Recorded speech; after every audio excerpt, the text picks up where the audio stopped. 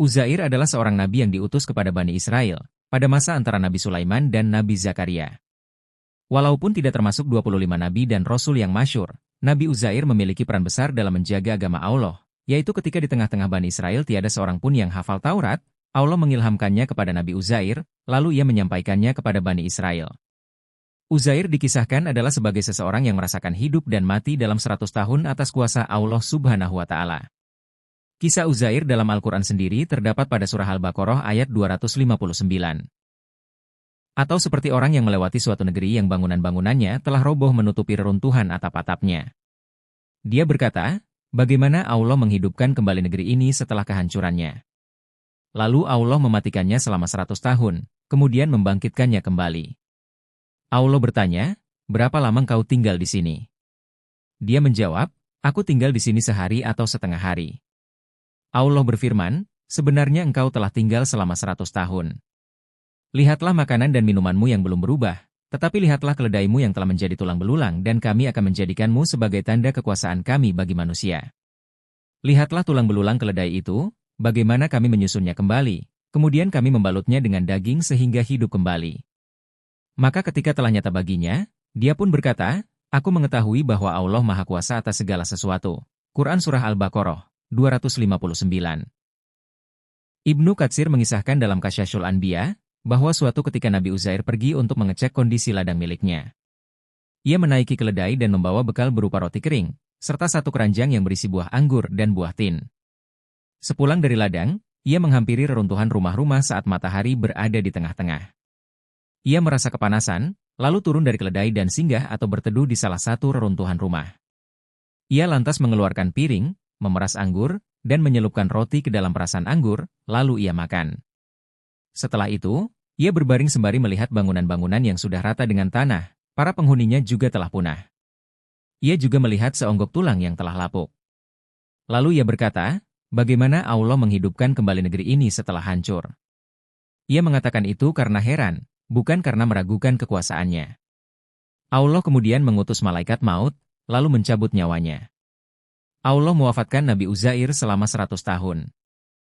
100 tahun berlalu, Allah mengirim malaikat untuk membangkitkan kembali Nabi Uzair. Lalu Allah bertanya kepada Nabi melalui malaikatnya, berapa lama kau tinggal di sini? Ia menjawab, aku tinggal di sini sehari atau setengah hari, karena ia tidur pada pertengahan siang dan dibangkitkan sebelum matahari tenggelam. Malaikat kemudian berkata, tidak. Engkau telah tinggal 100 tahun, lihatlah makanan dan minumanmu yang belum berubah. Yaitu roti kering dan perasan anggur di dalam piring yang masih tetap seperti sedia kala, tanpa mengalami perubahan. Sepertinya Nabi Uzair mengingkari perkataan malaikat, bahwa dirinya berada di situ 100 tahun lamanya.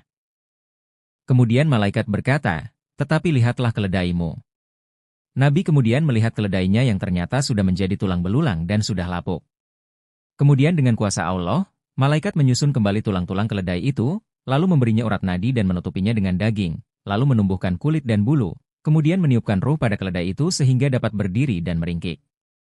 Setelah Nabi Uzair melihat hal-hal itu, dan menyadari bahwa dirinya telah berada di situ selama 100 tahun, maka Nabi berkata, saya mengetahui bahwa Allah Maha Kuasa atas segala sesuatu, yaitu Maha Kuasa menghidupkan orang-orang yang sudah mati dan hal lain. Sambil menunggangi hewan itu, dia pun kembali ke kampung halaman yang telah sangat lama ditinggalkannya. Sesampainya di sana, Nabi berhenti di sebuah rumah yang setengah hancur. Diperkirakannya disitulah posisi rumahnya seabad silam. Kemudian ia mengetuk pintu, dan Uzair mendapati seorang wanita tuanan buta. Apakah ini rumah Uzair? Tanya Uzair kepada si perempuan. Begitu mendengar nama Uzair disebut, sontak saja nenek ini menangis.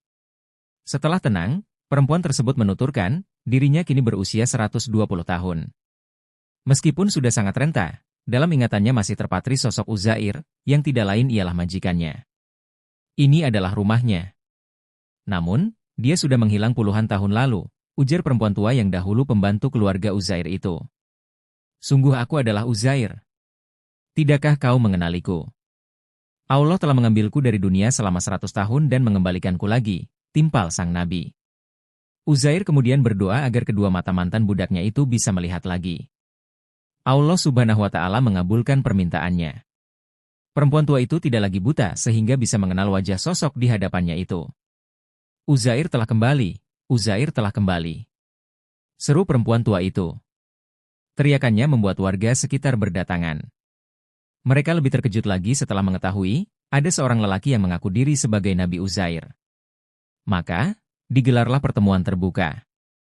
Para ulama dan kerabat Uzair turut hadir, termasuk seorang putranya yang kini berusia 118 tahun. Saya masih ingat bahwa bapak saya mempunyai tanda di punggungnya. Cobalah periksa tanda itu. Kalau ada, benarlah dia Uzair, kata kakek itu. Ternyata, tanda itu ada pada punggung Uzair. Sebagian masyarakat pun mulai percaya. Namun, seorang ulama Yahudi berkata, kami mendengar dari ayah-ayah dan kakek-kakek kami, Uzair adalah seorang nabi yang mampu menghafal Taurat. Sungguh Taurat telah hilang dari kita sejak penyerbuan Raja Nebukadnezar atas Bani Israel. Kira-kira 100 tahun lalu, mereka membakar seluruh Taurat, membunuh ulama-ulama, termasuk para pembaca kitab suci. Seandainya engkau menghafal Taurat, niscaya kami akan percaya bahwa engkau adalah Uzair, sambungnya. Maka Uzair langsung membaca keseluruhan isi Taurat yang sudah dihafalnya dengan fasih dan lancar, tak salah sedikit pun.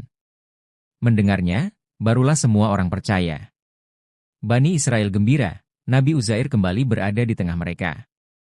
Namun belakangan orang-orang Yahudi menyatakan bahwasanya Uzair adalah anak Tuhan karena berhasil bangkit dari kematian. Sehingga banyak dari mereka justru malah mengagungkan Uzair melebihi batas. Hal inilah yang ditentang oleh Al-Quran. Sebagaimana firman-Nya. Dan orang-orang Yahudi berkata, Uzair adalah putra Allah, dan orang-orang Nasrani berkata, Al-Masih adalah putra Allah. Demikian itulah ucapan mereka dengan mulut mereka. Mereka meniru perkataan orang-orang kafir yang terdahulu. Allah memerangi dan melaknat mereka. Bagaimana mereka sampai berpaling? At-Taubah pukul 9.30. Begitulah kisah Nabi Uzair dalam Al-Quran. Semoga dengan kisah ini, bisa menambah keimanan kita kepada Allah.